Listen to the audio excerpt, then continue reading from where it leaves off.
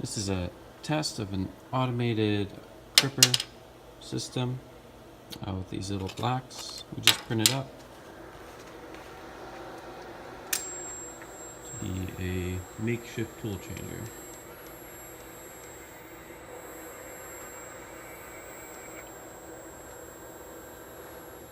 Goes over, picks up the tool. Just have the one tool right now. Brings it back to a working position.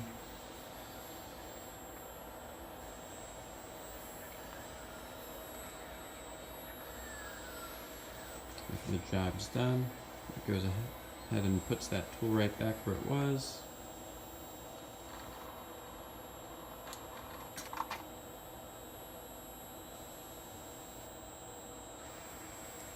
And then it's ready for the next task.